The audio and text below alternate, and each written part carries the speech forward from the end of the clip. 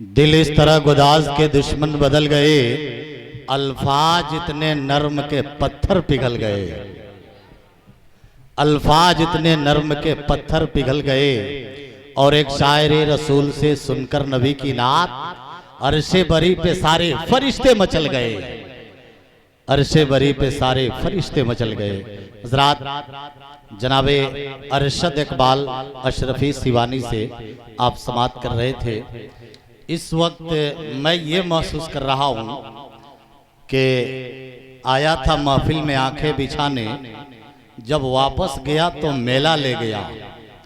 आया था महफिल में आंखें बिछाने, जब वापस गया तो मेला ले गया।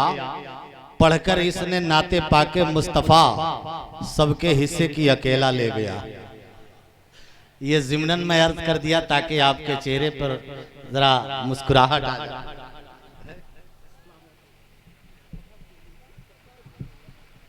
कोई शायर किसी अनाउंसर को जल्दी देता नहीं है ना। आप ये मत समझिएगा कि स्टेज पर दे देते हैं और चौराहे पर ले लेते हैं। ये ज़िम्नन में कह दिया। बहरहाल, हिंदुस्तान का वज़ीम शायर जनाबे अरशद इकबाल अशरफी सिवानी से आपने समाअत किया। मेंबरे नूर शरीफ पर बुलबुले बागे मदीना, नात खाने हबीबे किबरिया हजरत जनाबे मौलाना मिराजुद्दीन मिसबाही सिवानी भी मेंबरे नूर शरीफ पर तशरीफ़ फरमा है।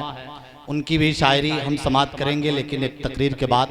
बहुत ही मुसर्रत की बात है कि इस वक्त मेंबरे नूर शरीफ पर हिंदुस्तान का वो अजीम खतीब, खतीब आज़म हिंदुस्तान, खतीब यूरोपो एशिया, मुनाजिर अहले सुन्नत हज़रत अल्लामा मौलाना मसूद अहमद साहब किबला बरकाती अल जामियतुल अशरफिया मुबारकपुर अरबी यूनिवर्सिटी मेंबरे नूर शरीफ पर तशरीफ़ ला चुके हैं। और हज़रात, मैं ये कहता हूँ कि जहाँ ऐसी शख्सियत, ऐसे खतीब जिस जलसे में चले जाएं, जिस कॉन्फ्रेंस में चले जाएं, यकीनन हजरत का चला जाना ही जलसे की कामयाबी की ज़मानत है। तो हजरात, ये वो खतीब तशरीफ़ लाए हैं।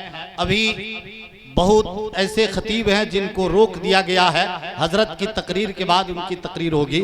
लेकिन आइए, जो इस जलसे का मेन खतीब, मेन स्पीकर, उस खतीब से मैं आप सभी हजरात को मुलाकात करा दूं। उससे पहले कि मैं ये चाहता हूं कि सभी लोग मोहब्बतों से आप इजहार ख्याल करें, ताकि मैं हजरत की तकरीर सुनना चाहता हूं। मैं 4 मिसरा आपके हवाले के रुखे नबी की तरह, रुखे नबी की तरह वो माहताब क्या होगा, रुखे नबी की तरह वो माहताब क्या होगा, वो लाजवाब हैं, उनका जवाब क्या होगा, वो लाजवाब हैं, उनका जवाब क्या होगा।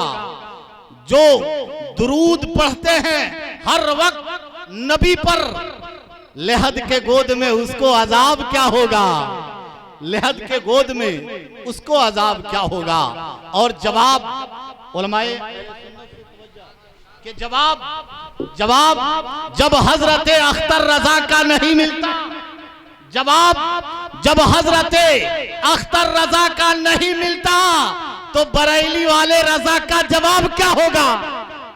जवाब जब हजरत अख्तर रजा का नहीं मिलता, तो बरेली वाले रजा का जवाब क्या होगा। और नबी बागे रिसालत के ऐसे फूल हैं, किसी के बाग में ऐसा गुलाब क्या होगा, किसी के बाग में ऐसा गुलाब क्या होगा। मैं अभी भी देख रहा हूं कि कुछ लोग टेंशन में पड़े हुए हैं। जलसा कमेटी वाले, बरगछिया वाले, उचका गांव वाले, मैं 100% कहता हूं कि जलसा आपका कामयाबियों की मंजिल को तय करता हुआ नजर आ रहा है। घबराने की जरूरत नहीं है। आइए उस खतीब से मुलाकात करा दें जो एक तरफ इल्मो फन के शाहकार, तो दूसरे जानिब मैदान खिताबत के शहसवार। यही तक महदूद नहीं, बल्कि एक आलिम मुत्तकी परहेजगार के साथ साथ कुदरती तौर पे मिजाजी एतबार से भी निहायत खाकसार हैं। खतीब आज़म हिंदुस्तान, खतीब यूरोप एशिया हजरतुल अल्लामा हजरत अल्लामा मौलाना मसूद अहमद साहब किबला बरकाती अल जामियतुल अशरफिया मुबारकपुर अरबी यूनिवर्सिटी, सभी लोग हजरत का इस्तकबाल कर दें नारे तकबीर के साथ, इसलिए कि मैं जानता हूं कि ये बस्ती बेरोनी उलमाए कराम की इस्तकबाल करना जानती है, तो इसीलिए सभी लोग मोहब्बतों से अपने हाथों को फिजाओं में लहरा कर इस्तकबाल करें। नारे तकबीर, माशाअल्लाह, सुभान अल्लाह। नारे रिसालत, उलमाए अहले सुन्नत हजरत मौलाना मसूद अहमद साहब किबला बरकाती, नारे तकबीर, नारे रिसालत। ये भी है मौजज़े अहमद मुख्तार नया, जिक्र 100 बार करें लगता है हर बार नया।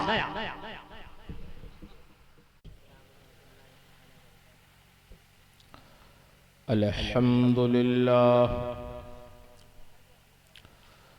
अल्हम्दुलिल्लाहि नहमदुहु व नस्तईनुहु व नस्तगफिरुहु व नुमिनु बिही व नतवक्कलु अलैहि व नऊज़ु बिल्लाहि मिन शुरूरि अनफुसिना व मिन सय्यिआति अअमालिना। मन यहदिहिल्लाहु फला मुदिल्ल लहु व मन युद्लिल्हु फला हादिय लहु। वनशहदु अल्ला इलाहा इल्लल्लाहु वहदहु ला शरीका लहु वनशहदु अन्ना सय्यदना व मौलाना मुहम्मदन अब्दुहु व रसूलुहु सल्लल्लाहु तआला अलैहि वसल्लम। अम्मा बाद फ़अऊज़ु बिल्लाहि मिनश शैतानिर रजीम। बिस्मिल्लाहिर रहमानिर रहीम।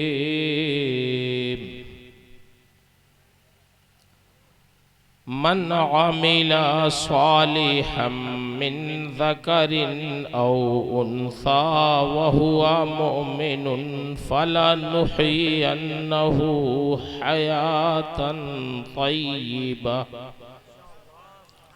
आमन्तु बिल्लाह सदक़ल्लाहुल अज़ीम व सदक़ रसूलुहुन नबियुल अमीनुल करीम व नहनु अला ज़ालिका लमिनश शाहिदीन वश्शाकिरीन वल्हम्दुलिल्लाहि रब्बिल आलमीन।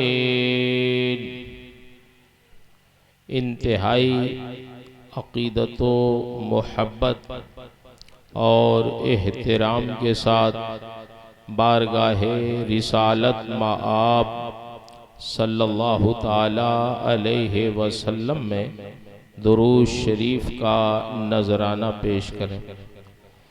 अल्लाहुम्मा सल्लि अला सय्यिदिना व मौलाना मुहम्मदिन मअदनिल जूदि वल करम व आलिहि व बारिक व सल्लिम सलातन व सलामन अलैका या रसूल अल्लाह। मुअज़्ज़ज़ उलमाए दीन, हुफ़्फ़ाज़ किराम, अइम्माए दीन, अवाम अहले सुन्नत, मेरी माएँ, बहनें, बेटियाँ, अल्लाह का बेपनाह शुक्र और उसका एहसान है कि अल्लाह ताला ने आज की इस शब में अपने ज़िक्र व शुक्र के लिए इस जलसे में हमें और आपको इकट्ठा फरमा दिया। जाहिर है ये जलसा ना होता तो हम और आप महवे ख्वाब होते, सो गए होते, लेकिन इस आबादी के मुसलमानों ने हमारे हज़रत मौलाना अब्दुल हफीज़ साहब क़िबला ज़ीदा मजदहुम की क़यादत में इस जलसे का इनेकाद किया, तो आज आप भी, हम भी, बहुत सारे उलमाए किराम, बहुत सारी हमारी माएँ बहनें दीन की बातें सुन रही हैं और हम लोग सुन रहे हैं, सुना रहे हैं। ये सारी नेकियां ये रब्बुल इज़्ज़त का बेपनाह फजल है। मैं अपने उलमा से एक बात अर्ज़ करूँगा, ख़ास कर वो लोग जो जलसों में मुक़र्रिर और शायर की हैसियत से जाते हैं। चूँकि मैं ख़ुद जलसे में जाता हूँ तो देखता हूँ कि हम मुक़र्रिरीन और शोरा के नखरे बहुत हो गए। अगर इनका बाजार चले तो ये सीधे से बात भी नहीं करते। तो हम हमारी बिरादरी के लोग हैं, हम जानते हैं। बड़े बड़े शेखुल हदीस मदरसों के जब इनसे तारीख़ के लिए फ़ोन करते हैं किसी शायर से जो मुश्किल से बेचारा 2-4 दर्जा पढ़ा होता है, आवाज़ अच्छी होती है, तो वो सीधे से शेखुल हदीस साहब से बात नहीं करता। वो कहता अभी डायरी नहीं है, फिर फ़ोन करिएगा, अभी सोचने का मौका दीजिए। ये होता मुक़र्रिर साहब का भी हाल कुछ कम नहीं है। हमारा मुकाबिल गांव-गांव खुद ही जाके तबलीग करता है और हमें कोई बुलाता है मोहब्बत से तो हम मोहब्बत से आना भी नहीं चाहते। दीन का काम कैसे होगा? हमारा आपका काम तो हो जाएगा मगर दीन का काम नहीं होगा। मैं आप हजरात के लिए और अपने लिए भी ये रिवायत बताऊं। आला हज़रत के शागिर्द थे सदरुश्शरिया अलैहि। सदरुश्शरिया अलैहि रहमा के बहुत सारे शागिर्द थे, लेकिन उसमें 2 शागिर्द बहुत नामवर और बहुत बाफैज़ थे। जैसे लगता है सदरुश्शरिया को मालूम था कि हिंदुस्तान का बंटवारा होगा और हिंदुस्तान पाकिस्तान 2 हो जाएंगे, तो उन्होंने तैयारी उसी तरह लगता है कि एक को हिंदुस्तान के लिए तैयार किया और एक को पाकिस्तान के लिए। हिंदुस्तान के लिए हुजूर हाफिज़े मिल्लत अलैहि रहमा को तैयार किया और पाकिस्तान के लिए मुहद्दिस सरदार अहमद साहब को तैयार किया। ये लाहौर में फैसलाबाद में रहते थे। इस वक्त दोनों हजरात नहीं हैं, अल्लाह को प्यारे हो गए हैं, लेकिन उनके हज़ारों शागिर्द बिलवास्ता या बिला वास्ता दुनिया में दीन की सुन्नियत की खिदमत कर रहे हैं। मुहद्दिस सरदार अहमद साहब ऐसे ही पाकिस्तान में थे जैसे हिंदुस्तान में हाफिज़े मिल्लत। किसी देहात के रहने वाले ने मुहद्दिस साहब को दावत दे दी कि मौलवी साहब हमारे यहाँ मिलाद शरीफ है, तशरीफ़ लाइएगा। तो हज़रत एक शागिर्द के साथ उसके घर गए। वो बेचारा देहाती आदमी, उस वक्त असबाब भी नहीं थे, 50 साल से ज़ायद हो गए। जब हज़रत तशरीफ़ लाए तो उस शख्स ने बोरिया बिछाया, हजरत के बैठने के लिए बोरिया बिछाया। हजरत बैठ गए। हमारे लिए कोई बोरिया बिछा के देखा, फिर हजरत कितनी सुनाते हैं। बोलिए, इस जमाने के एतबार से भी अगर आज अच्छा इंतजाम नहीं करते तो लोग वहीं सामने कह देते हैं क्या आपने दिया। लगता है कि मौलाना अब्दुल हफीज साहब की शादी में आए हैं। ये नहीं समझते कि दीन का काम जितना हमारे ऊपर फर्ज है उतना मौलाना अब्दुल हफीज साहब पे भी। तो हजरत बैठ गए, लेकिन शागिर्द को बहुत बुरा लगा। वो बैठना नहीं चाह रहा था। हजरत ने फरमाया बैठो, तुम भी बैठो। बैठा। फिर उसने अपनी बिसात के मुताबिक खाना खिलाया, हजरत ने और शागिर्द ने खाया। फिर उसने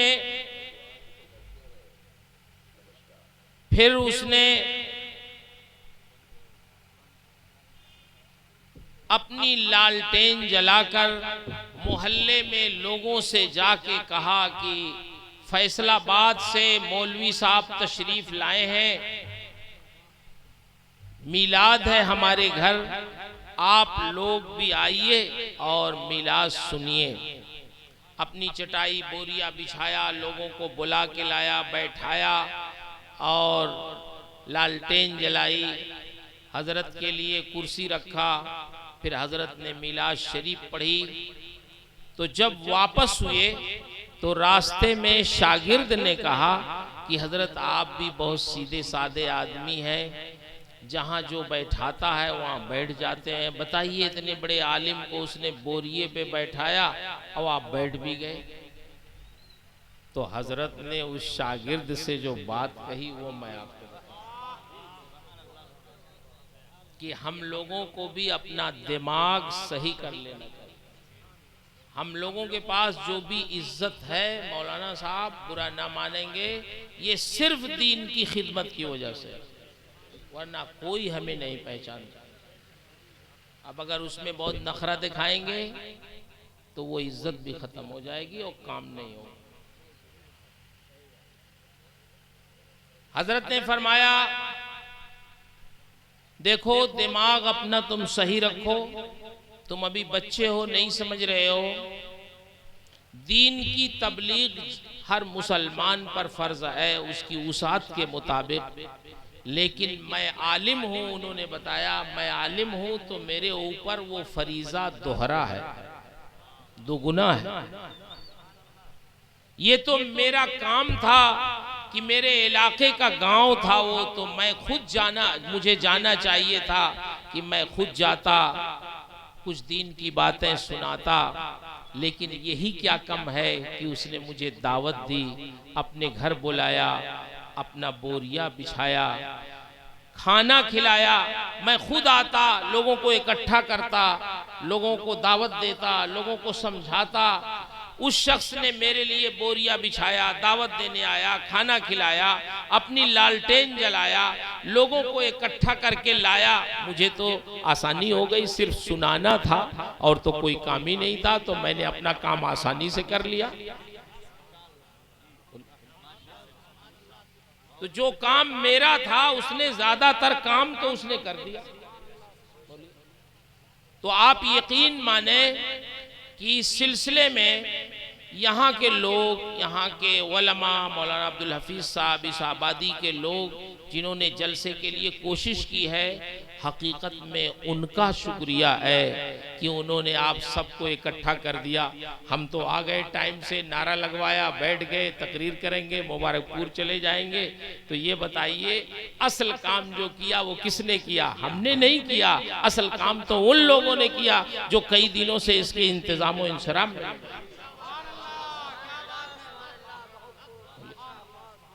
अगर इस मिजाज के साथ हम और आप काम करेंगे तभी काम हो सकता है।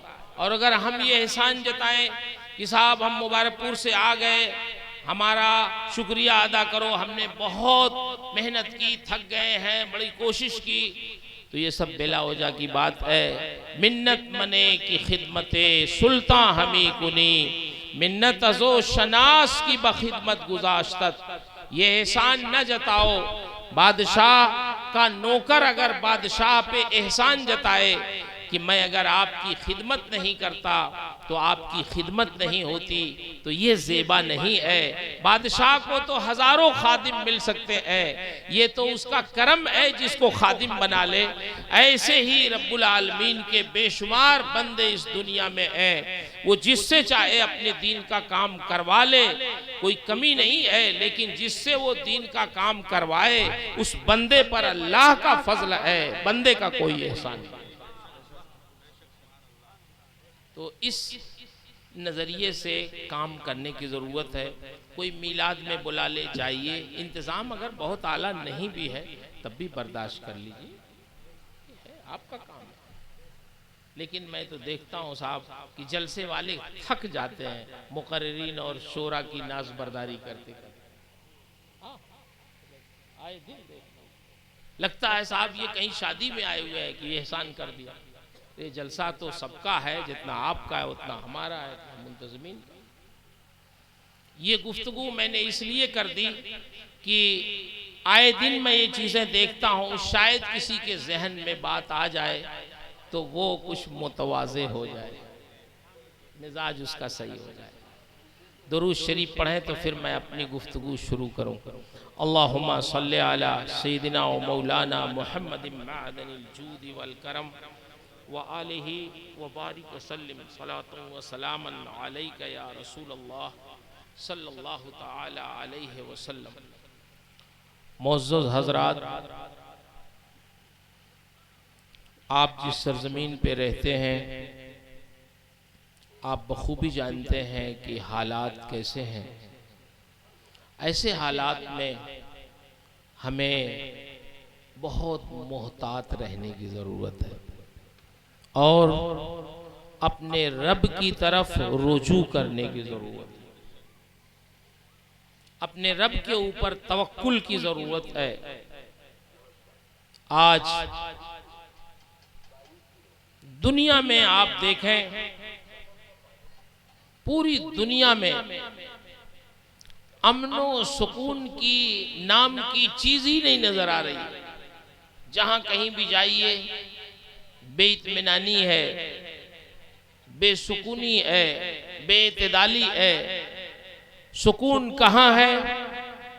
आइए मैं अपनी मुख्तसर सी गुफ्तगू में कुरान और हदीस की रोशनी में कुछ आपको समझाने की कोशिश करूं कि आखिर आदमी मुतमईन कैसे हो सकता है, बाइज्जत कैसे हो सकता है। रब्बुल आलमीन इरशाद फरमाता है, मन आमिला सालिहम मिन ज़करिन औ उन्सा व हुवा मुअमिन फलनुहयिन्नहु हयातन तय्यबा। जो मुसलमान मर्द हो या औरत, शर्त यह है कि वो मोमिन हो, नेक अमल करें, तो अल्लाह ताला इरशाद फरमाता है उस नेक अमल की बुनियाद पर हम आखिरत तो उनकी बनाते ही हैं, आखिरत से पहले उनकी दुनिया को रोशन कर देते हैं। फलनुहयिन्नहु हयातन तय्यबा, उनकी दुनियावी जिंदगी को हम शानदार बना देते हैं। और आप याद रखें, दुनियावी जिंदगी में दो तरह की चीजें बहुत अहम हैं। एक तो हुकूकुल्लाह हैं और दूसरे हुकूकुल इबाद हैं, बंदों के हुकूक। ये बंदों के हुकूक बड़े अहम हैं। नबी करीम सल्लल्लाहु ताला अलैहि वसल्लम इरशाद फरमाते हैं, खैरुकुम खैरुकुम ले अहली, तुम में सबसे बेहतर वो है जो अपने घर वालों के लिए सबसे बेहतर हो। एक नौजवान को अगर उसका दोस्त कोई फोन कर दे रात में कि मैं गोपालगंज में फंसा हुआ हूँ, मीरगंज में फंसा हुआ हूँ, तुम मोटरसाइकिल लेके आओ और मुझे ले चलो लाइन बाजार या जो आबादी है आप। तो एक दोस्त अपनी मोटरसाइकिल दोस्त के लिए फौरन चालू करेगा और अगर ठंडी भी हो तो ठंडी में वो पहुंच जाएगा।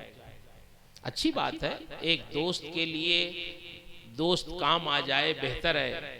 लेकिन अगर दिन के उजाले में माँ बाप उससे कहें कि जरा लाइन बाजार चले जाओ, तो वो अपने भाई का चेहरा देखता है कि हम ही को हमेशा हुक्म देते।